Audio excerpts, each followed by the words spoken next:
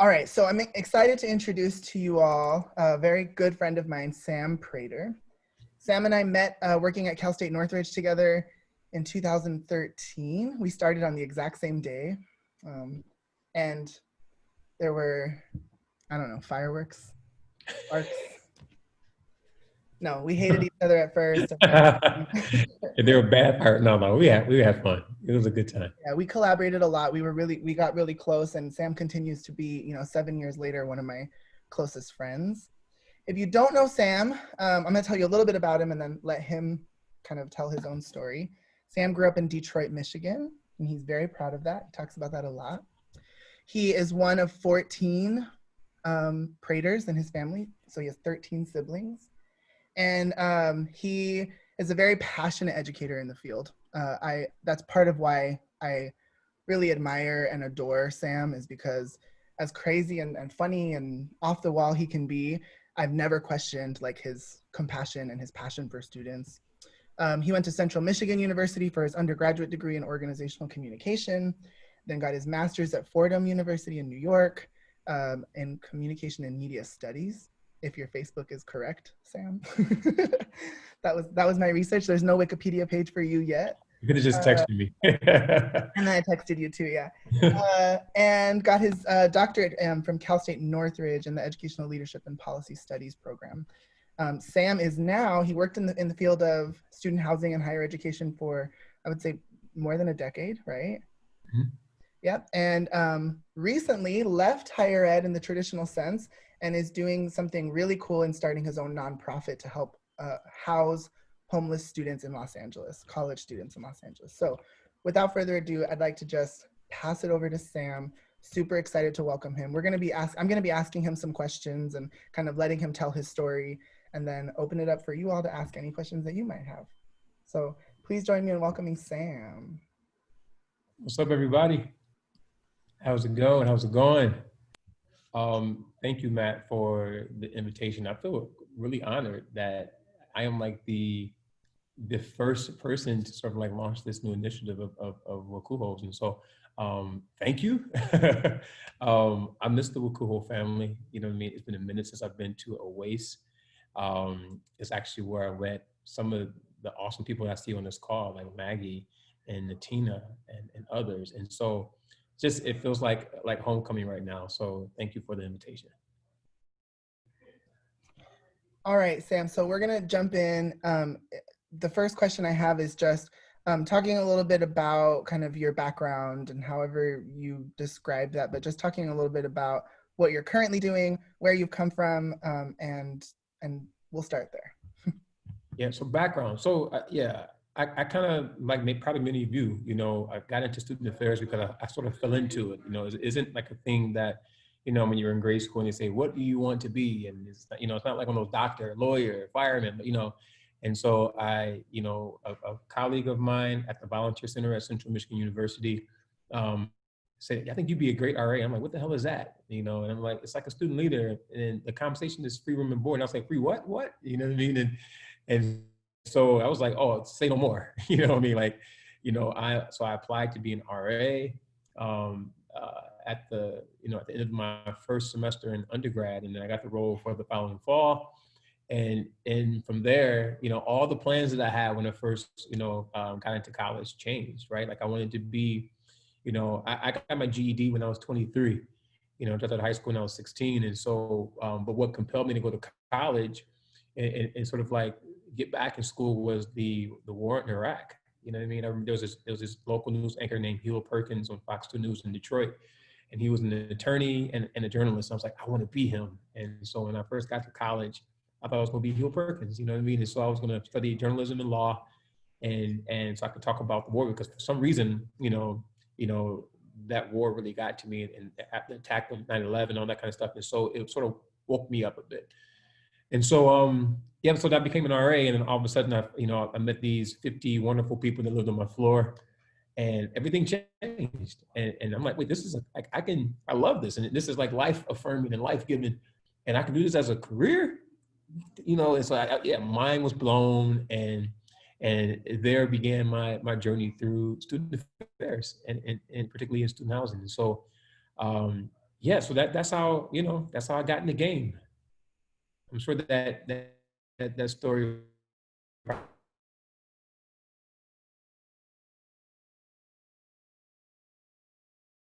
it's a bad word, but I sometimes say dorms just because it's just easier. It's quicker than residence halls. You know what I mean? But I know it's a dirty word, so apologies in advance if I offend anybody by saying the D word. But yeah, that's how I hope I answered the question there, Matt. Yeah, that's perfect. Can you tell us a little bit about kind of, you kind of breezed through, you gave us the Spark Notes version, but talk a little bit about your college experience and kind of what, I know getting back into school was challenging for you. And so tell us a little bit about that experience. Yeah. So it really was at the urging of my ex-girlfriend at the time. This is a long time ago. Back when I had girlfriends, whatever. But I I remember we were at the mall essentially, and then like if you like were into like urban gear, like FUBU, academics, Iniche, whatever. So I was like wearing all that clothes hanging off of me, and I was 23, and I remember her saying, "Hey, look at that guy. We're at the mall. Look at that guy." And I'm like, okay, yeah, look at him. So I didn't kept moving. Hey, Sam, look at this guy, and saw him and saw how he was dressed, and didn't think anything of it. Look at this third guy, and so I'm like, okay, Michelle, what are you trying to tell me? And she's like, now look at yourself, and these guys were like teenagers, and here I am, 23, and she's like, you all look the same. And she was finishing her senior year at Tennessee State University, and so she was just trying to push me to say, hey, Sam, think differently. I'm challenging you to sort of like, live up to your potential. And you're a smart dude, and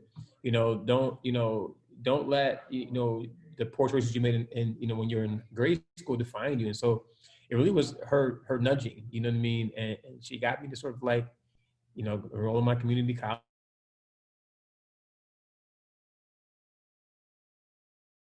I went to my sister, who's a year younger than me. She, graduated from Central Michigan University, where I went, and then I got to campus for her graduation. And I was like, wait, this is what I'm missing. And I got to college, and I was like, just swept up in all the pomp and circumstance. And I was like, I can do this. So I wrote a letter. At that time I had I didn't have any high school transcripts really. Just got my GED in June. Um, and I wrote a letter to get into Central Michigan University, and I kind of put it all into that letter, and I applied, and the admissions assistant director called me and said, "Hey, did you write this letter?" And I'm like, "Yeah." He was like, "Are you sure?" And I'm like, "Yeah, I wrote that letter." And he was like, "Okay, let me call you back." Then he calls me back a week later, and he says, "Sam, if you wrote this letter, we're willing to give you a chance." And I was like, "If you let me in, I promise I won't let you down." And I got in, right? So I went from GED right to Central Michigan University, and then got straight A's and the B plus that first semester, and then became an RA and the first, Black student body vice president. And I was super involved, and college just it really changed my life. It really was that period. Those 4 years were transformative for me, and so it's those 4 years that sort of like became like the fuel. Like I want to pay the experience that I had forward. I had a dean of students that invested in me early on in my experience, and then was intentional about having like monthly sit downs with me, having coffee and talking about life. And I'm like, man, I want to.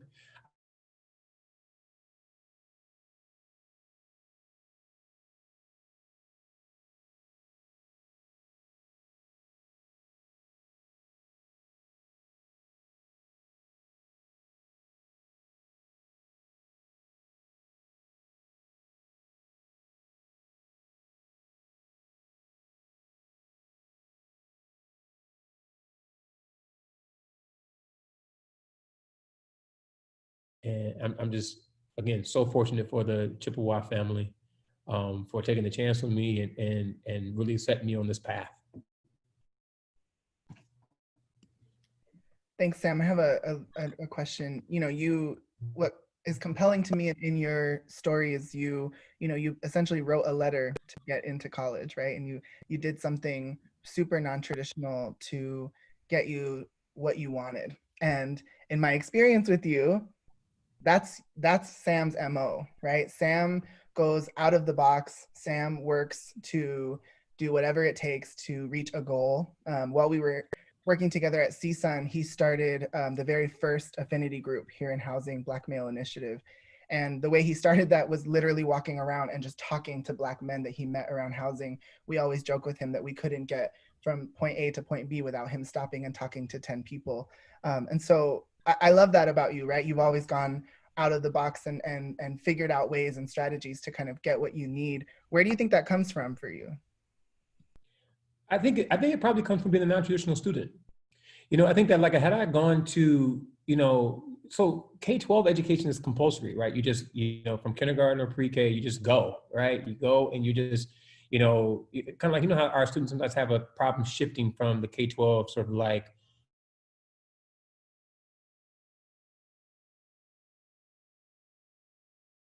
right? And then when they transition to college, and you're responsible for learning, right? There's a library there, there's all sorts of resources. And so, so the onus is on you to sort of figure it out. And so I think that sometimes, like, I think if I gone perhaps, straight through, then I just would have just, do what you're told, make it, but spending some time working full time before going to college, maybe think about like, listen, how do we find the yeses and how do we think about things outside the box? It's to use an old, very dated sort of analogy there, but I think that it was coming to the institution, being older, and having the chance to sort of be out in the world a bit before I got to college, that says, oh, okay, the way we're doing this, I don't know if there's a better way, there's a different way. And so, I've always been sort of like not a real rule follower. That has been one of the challenges professionally for me, is like not being a rule follower, and I don't like to be boxed in. And so, if there is, hey, we just haven't done this thing because that's just why we do it. I'm always questioning, well, why?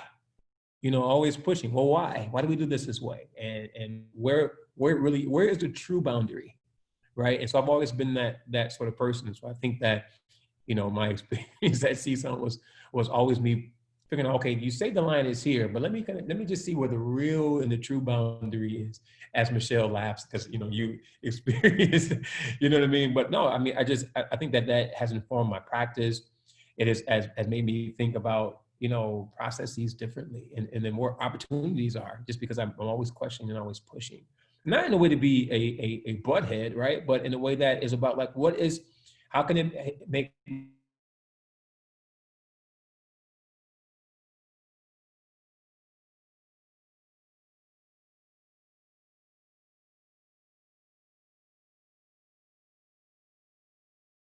so how do we push the boundaries? How do we explore the possibilities, and do things that haven't been done, and break sort of like conventional wisdom? So Matt, may I ask a question? Yeah, absolutely. So Sam, going along the piece of that, I think that's just fabulous. And this quote of where do you find the yeses? Thank you. I'm gonna take that. I'm gonna take that. So as you were, in essence, modeling the way for others to push the boundaries, to ask the questions, to like why, did you then see others also, kind of, sometimes when you're the first, right? When you're the first to like really push things, or really first, whatever, in whatever area, it liberates others to also do the same. So did you see that energy then shifting to others also? I want to say, yeah. So if I'm thinking about CSUN, it happened in this.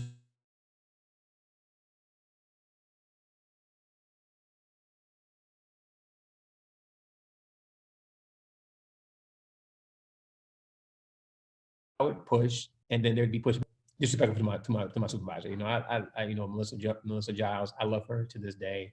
When I became an associate director of housing, we were in the same sort of like at the same level, and so her and I became colleagues. And so I think that what she built at CSUN is a pretty solid structure for a program. But there would be things like I would have to be strategic. Like there was a colleague of mine named Deborah, and we had Matt, and so I would push, and then I would see pushback, and I would say, okay, let me, if I say it, I know that it's going to elicit this response. So let me be strategic and say, Matt, I'm going to, hey, can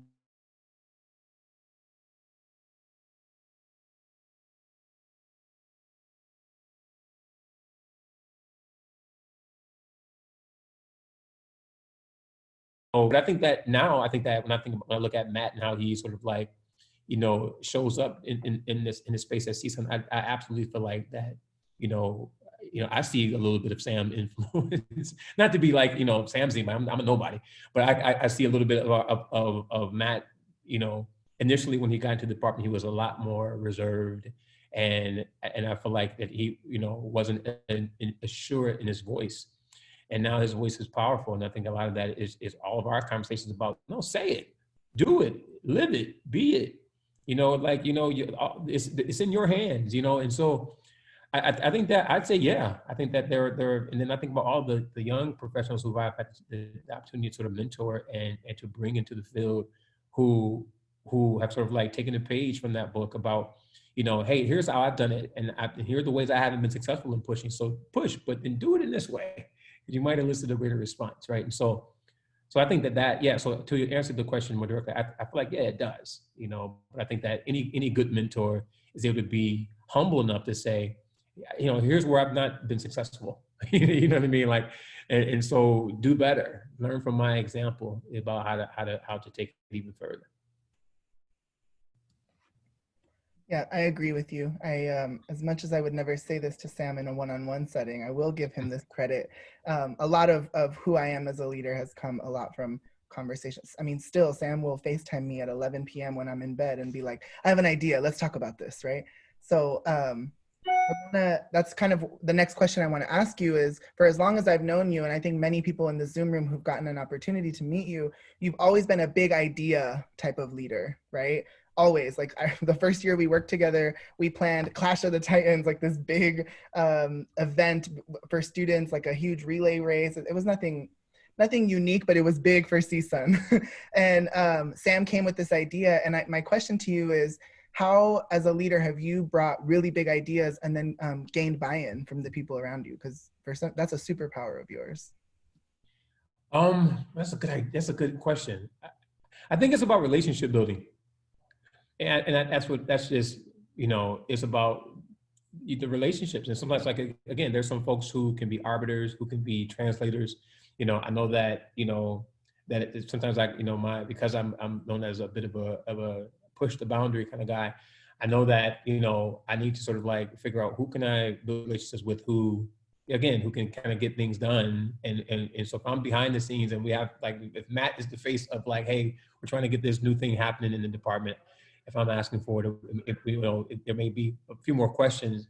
So you build relationships. I think that was what I loved about working at Cal State Northridge. It's like, there's so many awesome colleagues in student affairs, and being able to work across divisions and across departments to sort of like get stuff done and to reimagine, what's possible. I think the whole Clash of the Titans thing, although not a very revolutionary thing, but what was good is like we tend to work in silos. And so it's like, I have my area, my park. This is what so these are the 900 or so students, whatever I'm in charge of, right? And then so we all sort of like worked independently, and so this was an opportunity for us to sort of like, how can we sort of collaborate and sort of create a unified experience that our students can enjoy, right?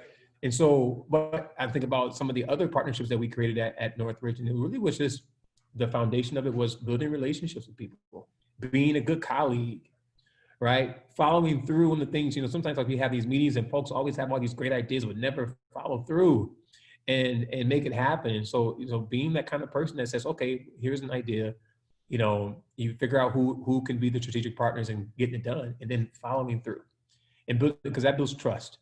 Otherwise you're that person who has all the great ideas, but then walks away from the meeting with zero follow through, knowing that no one will trust you. No one will want to even engage with you if you can't sort of like do the follow-up. And that's always the hardest part. Generating ideas is easy, right? It's just, how do we execute and how do we build the necessary relationships in order to kind of get things done? So I don't know if that answers your question or not, but. Yeah, and I think we see it. I mean, you have built this whole empire of kind of create this nonprofit organization to support students that really need it. And I see your collaboration skills now coming in with bringing people from all sectors. I'm on Sam's knowledge community for Los Angeles Room and Board, and those knowledge community meetings are like a hodgepodge of like mostly people of color from all over California and the United States that are trying to kind of all jump in to help Sam and the cause that LA Room and Board is. I want to add a question about, you know, you kind of have been the person to push boundaries and have always asked the right questions and do those things. How do you think your identities have like played a role in that? Do you think you've been perceived differently because of them, or have they helped you? Have they hindered you? What has that been like? Ooh, fire question. Fire question. Yes, absolutely. Like I said, like, you know, there would be times, Matt, as you know, I would have to sort of like, could ask a question that was just harmless, you know what I mean? And present a topic or an issue. And I, you know, I would have to use my colleagues that had a different level of melanin. You know what I mean? Can you present this at the meeting? Because if I say it, you know, the way it will be received will be, you know, adversarial. So, you know, it plays with those tired old tropes, right? And stereotypes about the aggressive Black dude and blah, blah, blah. And, you know, and again, and you know, there will be moments that I could be frustrated about something that happened in the department, but, you know, many folks would be, you know, but sometimes there's a label that intends to stick with certain people, right? And so I've learned, you know, not just at Northern, but like, you know, even at Cal State LA, you know, about there are certain, you know, it's just, even folks who are well-intentioned, right? You know, sometimes the identity you wear will impact your ability to sort of like get stuff done. So it's about how to be strategic and do partnerships. I run into it all the time.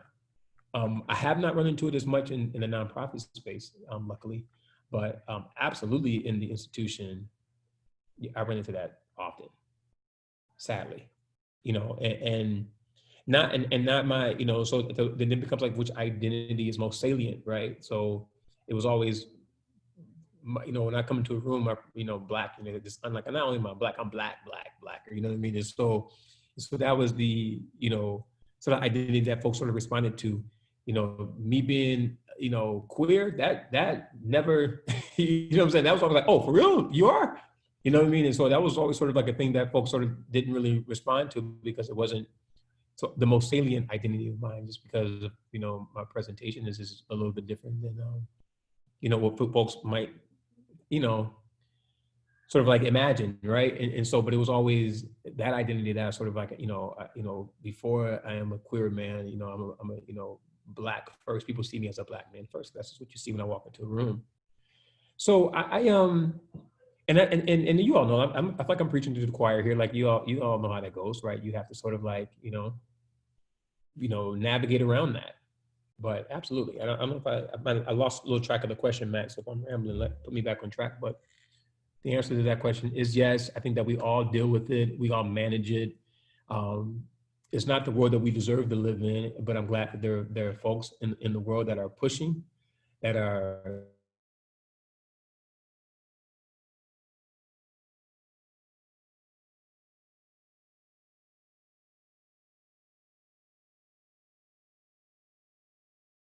push for folks to sort of like look at things differently and approach it differently. So that's the fortunate thing. But you know, again, it's risky. It's still risky business. You know, none of it comes, you know, without cost, unfortunately. So, yeah. There's a good question in the chat from Brian that I was going to ask Brian if he'd be willing to ask it. I didn't know if we were allowed to like unmute and stuff, so I kind of just went for the chat. But Sam, I've seen what you built, and it's truly inspiring. And being a resident Black professional of color who has tried to start their own company as well, I'd definitely love to hear some insight on what you think about student affairs professionals looking to build their empire. What tips and tricks could you provide? Insights, mistakes you've made that, like, hey, don't do this. Definitely love to hear some of your insights, and grateful to be here in this space with you. Oh man, thanks, Brian.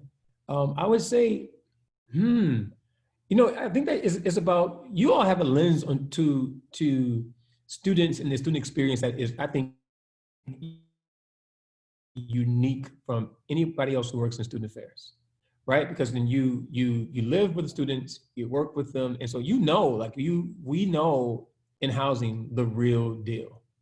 We know what works.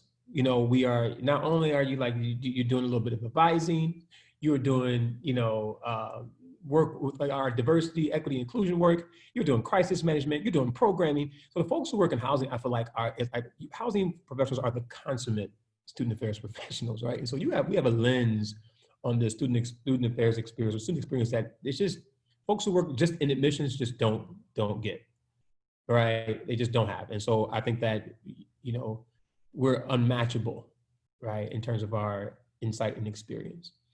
But because of that, I think that that means that we can see like where their need is, where there are gaps in terms of what our students need, and that's really how the LA Women Board was birthed out of like, hey, I see this issue, over all these years, man, like in housing, like we see them all the time, like you meet these students in August, and they come to you bright-eyed, bushy-tailed. And then in January or December, yeah, Mr. Sam, I'm going to take a semester off and this, and that, and the other. And you're just like, they never see these students ever again, right? Money got tight, and so yeah, I'm gonna go to my junior college for a couple, and I'm gonna transfer right back, and then never happens, right? So then I started to say, this is troubling me, right? Like this is not okay, and I'm the kind of, Matt and some of my colleagues at Northwest sort of will testify. Like when I'm with students, I get into the weeds with our students. And so I'm like in there. And so the, students that I've worked with over a decade ago are still students who call me to this day, we're like family now, right? And, you track these students and what's going on in your life? And, oh man, Sam, yeah, after I left CSUN or whatever, started working full time, and then I ended up having a baby, and then and so it becomes, then life happens, and then all these plans they made for their lives, get sidelined, right? So you see that need, right? And you all witness it because you live with the students, so you know it, right? So they, sometimes their advisors, they're like, hey, I saw you, they come in twice a semester maybe, and they have no idea what they're going through, but we know intimately what it is. And so I think that we're able to sort of like assess a need differently than, other folks. And so I remember when all the SB 85 conversations happened about basic needs. And when I saw that the housing response was, some campuses will let students stay for 30 days, others for 14 days. And so there was somewhere between 14 and 30 days that students can stay. And I was like, I know what it means to sort of like live in your car. And I know what it means to be couch surfing. And 15 days and 14 days, it's just when you are homeless, it isn't sufficient. And so then, between that and read this book by a researcher named Mike Rose out of UCLA called Back to School, like Every American Deserves a Second Chance at Education, it was like, that's when it hit me. And I was like, you know what? I'm going to start I'm going to do something about this. The institution is only able to it is only able to respond so much to the crisis, right? And so there's an opportunity. And then when you think about all these P3 partnerships, so we keep building these new buildings and we keep partnering with banks who only care about profit, right? Only care about profit, and we charge students these ridiculous prices to live on campus. We know our students can afford it. Like, we got students at a campus where 90-something% of the students are on need-based aid, or we're going to build a shiny new building and ask them to pay $14,000 for housing. Stop it. You know what I mean? Like, it's, so you start to see like, this isn't the way, there's a better way. And maybe the real P3 partnership is, public universities and nonprofits, right? Like how do community agencies partner with universities to figure out this crisis? And so when I started LA Women Board, it was just birthed out of like seeing a real need, and you do it. And then I was, again, our trajectory was just abnormal, right? Like, I'm only a little bit more than a year old. And when I say things happen so fast, it happened so fast. And like, we pulled in a hall, like so when you become a nonprofit person, you're always begging for money, right? And fundraising. And so we pulled in, I don't know, greater than $500,000 in the last 4 months, right? Just hustling out there. And then there are folks who hear about your cause and your mission, and they fall in love with it. But you're able to speak to it because students, the difference that housing makes in folks' lives. All the research backs it up, right? And so I looked at the nonprofit landscape, and you have folks who are doing housing, but they don't do all the things that you all are trained to do to sort of make sure that students are successful. They don't have that background. So I'm like, oh, okay, here's a perfect place for me to kind of, solve one of our city's biggest problems using all of my experience that I gained from the institution. And then we have this problem that I've been, got a front row seat into, how it's impacting students. And so you figure out what the need is, and you come up with a solution, right? And so I'd say, so there's, maybe that business or that need you want to solve is consulting. Maybe there's some organization you can say, hey, I know college students, and I know them very, very well.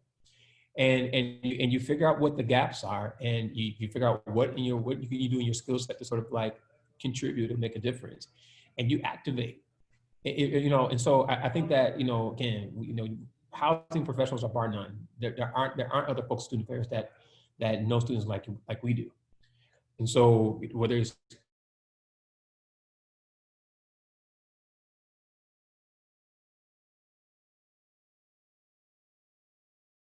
work with college students for a long time. So here's what you need to know. And so I would just encourage you to sort of like figure out what the problem is you're trying to solve, and fall in love with that problem, not your solution. Fall in love with the problem. Fall in love with what systems sort of like, reify and sustain student homelessness. Because sometimes you can have a really, really great solution, and that solution isn't sufficient because you haven't intimately fallen in love with the problem. How did we get here? Right? So fall in love with the problem, and then that will inform your solution. I'm sorry, I'm long-winded. I'm born and raised in church, so you know how that goes. You're not boring. I have a pastor's son. I appreciate your verbose nature as well as your articulation, and I thank you for your feedback. Hey, Brian, I like you, man. Let's talk. I'll hit you up on LinkedIn. We go LinkedIn. For sure. All right, bet. Yeah, I think fall in love with the problem, not the solution. That is very much you. The other side of this, and I want you to have a chance to be able to talk about everything LA Room and Board is doing, and you have a really exciting day coming up tomorrow.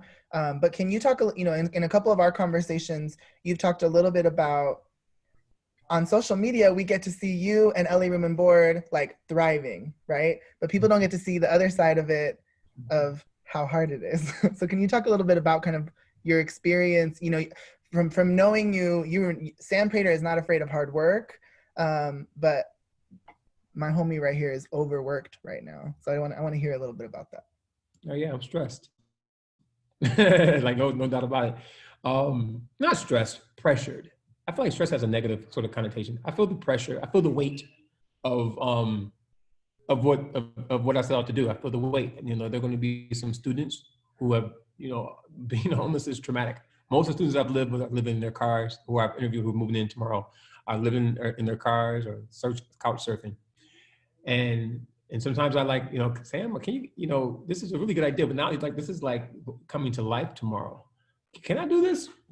Am I cut out for this? And so then you ask yourself those questions, right? But no, it's, when you are starting out like nonprofit, you're wearing all the hats. And so I'm the person on social, I see you posting on Twitter, Facebook, Instagram, that's me, Then I'm also doing all the fundraising and making all the pitches, and then doing HR and doing the search process and doing all the accounting and, et cetera, et cetera, et cetera. And so wearing all those hats can be exhausting. I remember calling Matt one time and I was like, Matt, Nancy, Deborah, like I'm overwhelmed right now. Like I feel like every time I go to my whiteboard to sort of write out like what I need to do, I get stuck. I felt paralyzed. Like there's so much to be done. And I'm an army of one. I need help, so part of it is just asking for help. And they're like, Sam, okay, you got to worry about running a nonprofit. Why don't you hire a consultant? And I ended up hiring a consultant, and she's actually on this on the call right now, Natina. You know what I mean? And I'm like, Natina knows so she can help me figure out this curriculum, and figure out the rest life component, because I need to figure out the how. With in order to do all of our wraparound, supportive services for our students. So we're partnering with 4 other nonprofits to sort of like wrap their arms around our students and figuring out how much we have to pay for, private tutors, So it was just a lot going on. And I was like feeling super pressured. And so I'm fortunate that I have a folks who know me and who I know, who I can sort of reach out to and say, I need your support. But no, it's not easy. It's not easy, but it's also one of those things where I get up at 7 a.m. every morning. I don't go to bed oftentimes until like 2 or 3. But it doesn't feel like the grind of work when I was working at Northridge or LA or Fordham or Central or anywhere else I've worked, right? This is a different kind of grind because it's like yours. And so it doesn't feel like work because it feels a bit like I'm walking in purpose finally. Right. And so I feel like when you find your purpose, then it doesn't really feel like work. I'm tired, absolutely. But I wake up every day like excited about, all right, how am I going to meet this challenge? But this is the first time, and I'm 40 years old now, 40 years old in July. And this is the first time in my life where I feel like I'm walking like in true purpose. And it's a wonderful, wonderful, wonderful feeling. I promise you, it's a great feeling. And so, but is it easy? Not all the time. But is it hard? Not unnecessarily so. It just has to get done.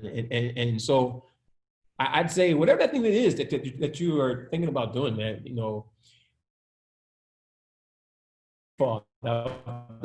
that was the advice. The one and only Carol Roberts Korb, she was a housing professional for decades and is now working at Cal State LA. But she gave me this message from her priest, and she was like, you got to trust the universe and trust that, God will catch you, and so just make the leap.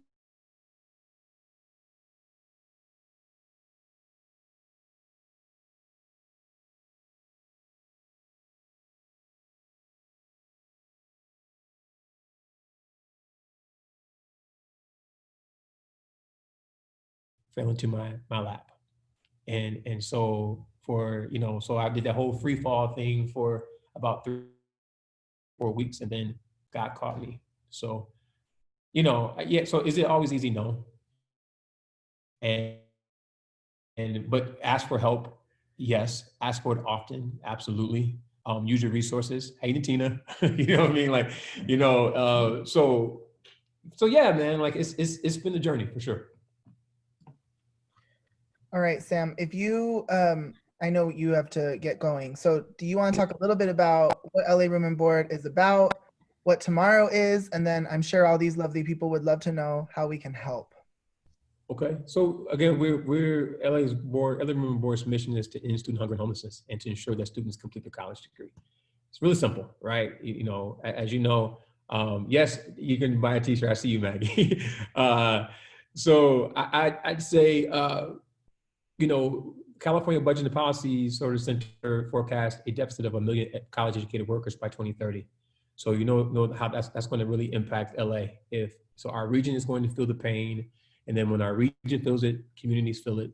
When communities feel that pain, families feel it, and when families feel that pain, individuals feel it. And so we gotta make sure that students graduate. We know that only 13% of folks who start at community college make it through their associate's degree or transfer. 13%. Our students are oftentimes spending 6 years at community college. Them, they end up in the residence halls, and then they come to you after the first semester. I don't know how to pay for this housing. I'm on a financial aid because they wasted 5 years at a community college program that should have taken 2 years to get through, right? And so we exist because we know that 2/3 of our students are experiencing hunger. And so we partner with Every Table, this amazing restaurant in LA that has like a food justice sort of like, approach. And they are providing all of our meals to our students. And so that's a dope partnership.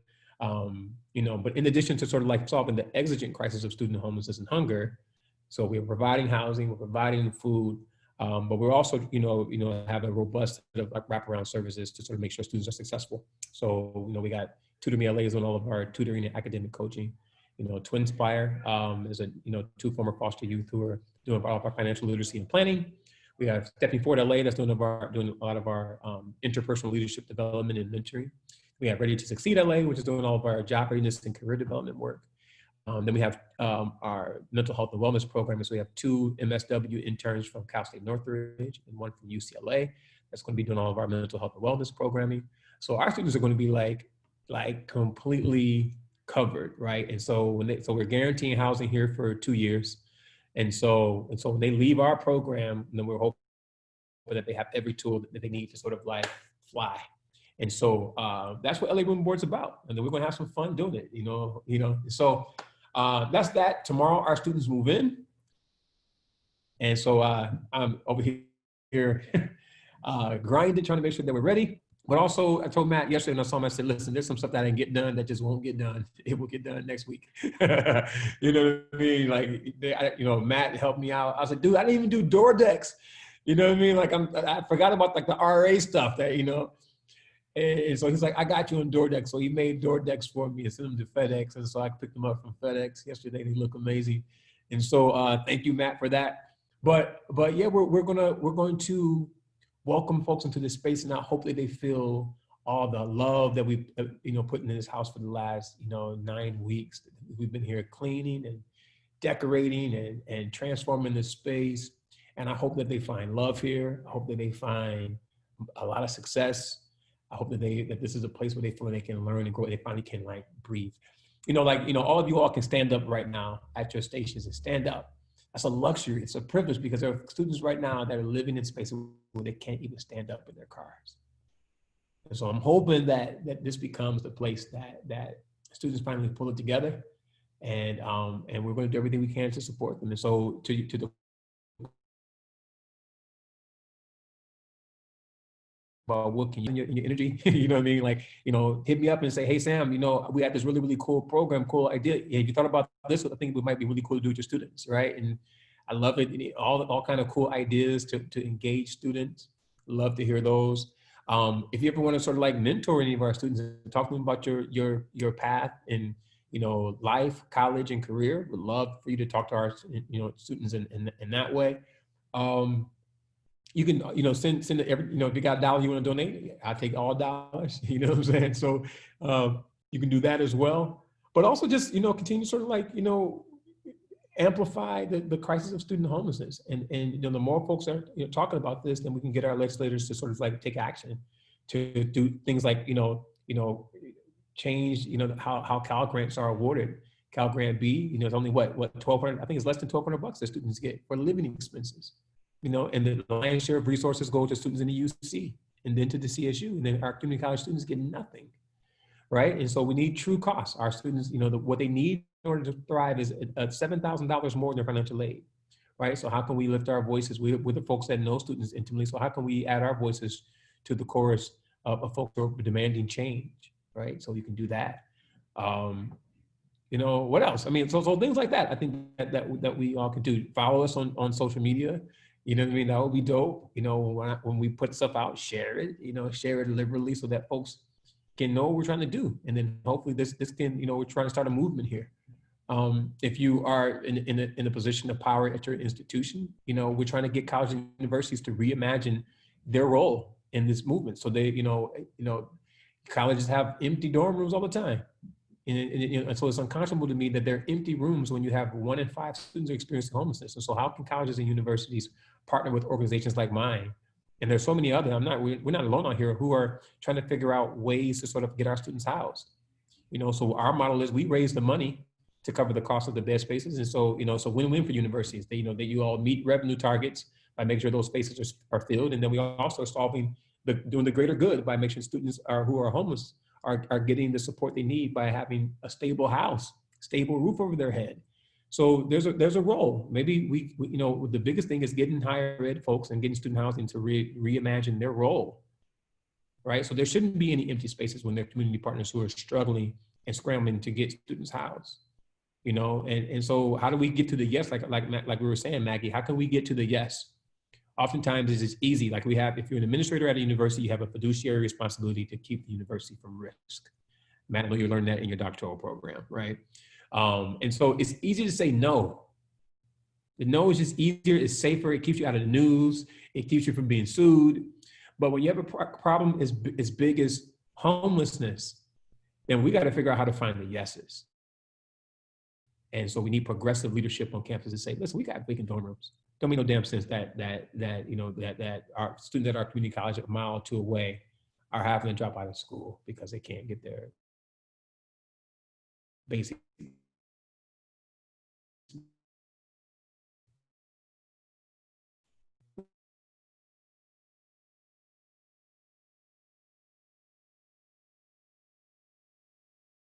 14, and then we solved our city's biggest problem.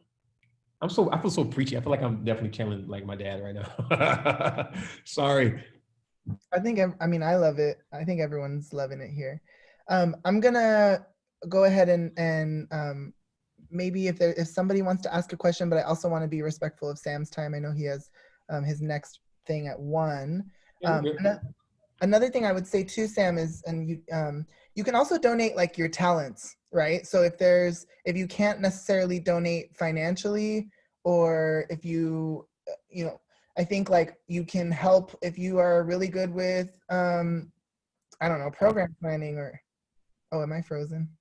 No, you're fine. Oh, and so I think like Sam and I were talking a little bit about, okay, so he has programming planned for when they move in, and then he has some programs planned for the beginning. But, like Andre, he and I work together, and I know he's really great with like teaching students about financial resources and being on top of their personal finances. So that's another possibility, right? In the world of Zoom, anything's possible. And so I think I would add that too. Let's open it up if you have a question. And see if anybody wants to. You can put it in the chat or you can unmute. So you've mentioned your father multiple times in reference to your pastoral dialogue patterns. Is your dad a pastor? Just kind of a curiosity. No, he was an elder at our church. There's 14 of us. We were the entire choir. We were church 4 days a week. It was just, we lived at church. I feel like, you know what I mean? Like, so yeah, man. No, that's just my background, man. Born and raised Detroit, Michigan. Ooh. Sam's also a very talented singer. If you were here at the beginning, you heard him gracing us with some music. So hit him up for your bar mitzvahs or weddings. Maggie, I feel unmuted. Yeah. So Sam, some of us when we're going down this path, and I experienced this as a first gen student, right? And your family is like expecting something of you, right? Like you're going to be a lawyer or a doctor. I think you mentioned at the beginning. So as you shifted, not only in your res life and student affairs, higher ed, work, because that in itself is like a deviation from what some of our families are hoping for us. But also as you're shifting now to be, to the nonprofit, what kind of support from your family? Like what's the family, what have been some of the challenges there and how did you overcome them? Because I don't know, I just have a sense that you had to convince some people about, a certain path that you were taking. Yeah. So, all my family for a long time, they thought I was a professor. They just like, he works at college. He's a professor. You know what I mean? Like, and so I would come home, and it's like, oh, Professor Sam. I was like, a professor? Like what, So they were always assumed I was a professor. So I just stopped fighting the narrative. I was like, yeah, I'm the nutty professor, I suppose. I just kind of went with it. But when it came to this, my family's been super supportive. So I filed paperwork with the state of Michigan, and so we actually can operate LA Room and Board in Detroit as Detroit Room and Board. So my sister and I bought a house, that's near one of the community colleges. And so once we have our feet squarely up under us in LA, then we'll sort of expand to my hometown in Detroit. And so my sister's doing that with me. My family is so supportive, man. They it's the emails and every time I put something on social media, like, look at my little brother, he's doing, they kind of go in. And so I feel fortunate to have the support of so many people, and they're my blood siblings, right? And so yeah, so I didn't have to really convince them. And then again, my family, my brothers are carpenters and stuff, and so housing is sort of like what we do. And my sisters are interior designers, and so this feels a bit like in the vein of like what our family just does anyway. And so they've been super supportive. Every time they see an article about homelessness or whatever, they're texting me or forwarding me stuff and tagging me and stuff all over social media. So they're like, I feel really, really blessed. I'm just sad that they can't all be here, with me to sort of like experience it in person. And so I'm the only one of my siblings that's here.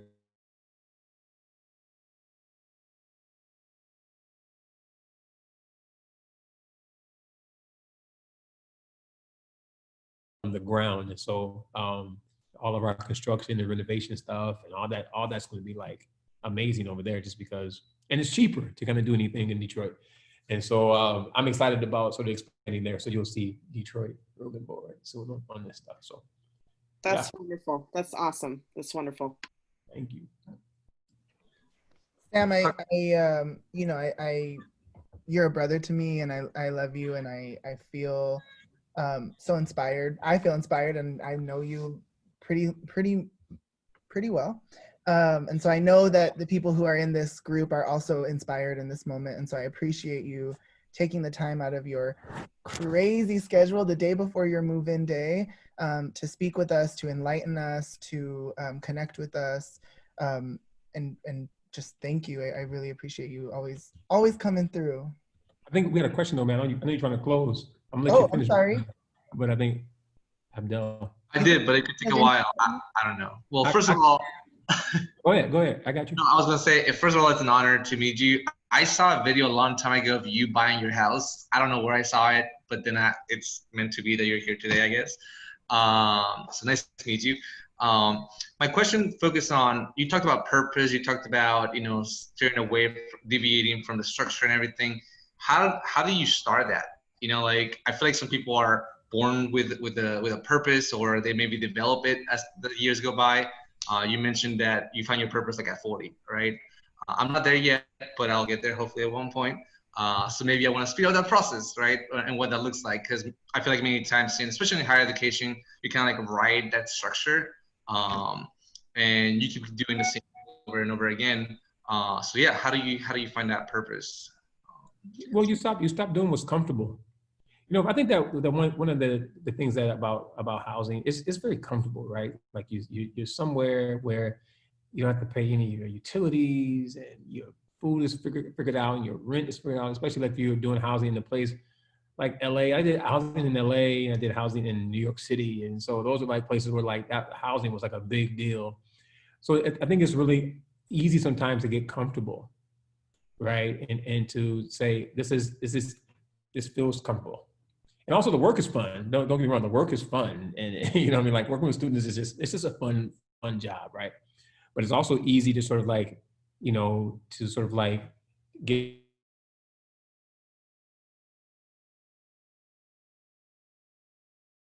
going out in the world and having to, you know, earn a salary that's going to be commensurate to what you are earning, the value of your housing and value of your meal plan and the value of the utilities. It's scary. Right. And so sometimes it's easy to sort of like do the safe thing and do the comfortable thing. But like Matt would say, like I'm always pushing him to do the uncomfortable thing. You know what I mean? Like, you know, don't get comfortable. And that's what because that was sort of like me in the early part of my housing career, which is like, oh, this is comfortable and this is predictable and it's easy. But I didn't, you know, although I loved it, don't get me wrong, I loved it. And I will go back to work in housing tomorrow.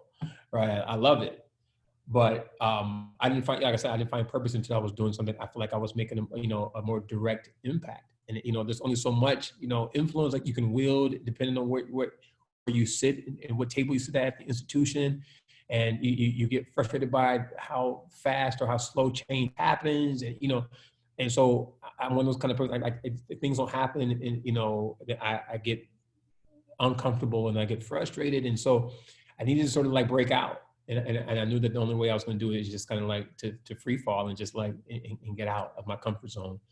And which I presume is why like a lot of folks, you know, try to have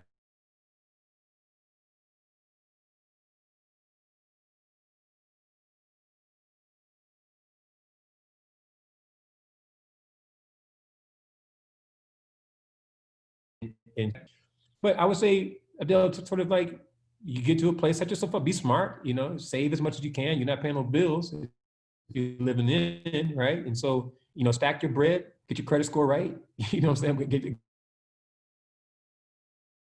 Get a nice savings account, and then do the thing that you really love and care about. But definitely don't squander the moment. Like you're living, you know, if you're living in, you're living with a few expenses, like that's love right there. Like make the most out of that. So for 5 years, you need to sort of like, you know what, I'm making this much, I can save this much. And then the thing that really fuels, in addition to the students, but like fuels me more than this thing, you know, then when you leave, you got money in the bank, you can bump your head a few times and you have a cushion, be smart about it, be strategic about it. But find that thing that you really love and stop, get out of your comfort zone and go for it when the time is right. All right, now I'm gonna close because I do want to be respectful of your time. But Sam did put his email in the chat box there, so feel free to keep in touch with him. He's very active on social media, so that's another good way. I think you're on everything as just Sam Prater, right? So Yep, Sam Prater. He's easy to find. But Sam, thank you so much for again sharing your story, enlightening us, and being our very first speaker for First Friday. You set the bar very, very high. Okay. Thank you all so much. Have a great long weekend. And I appreciate you. So yeah, follow us on social. And if you live in LA, at some point, come by the house. We would love to have you stop by, and we can do whatever, however you want to use your talents to sort of like support our students. We can make happen via Zoom. So that.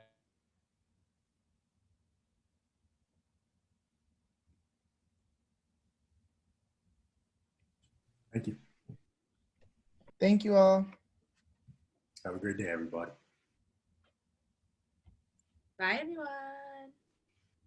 Yeah.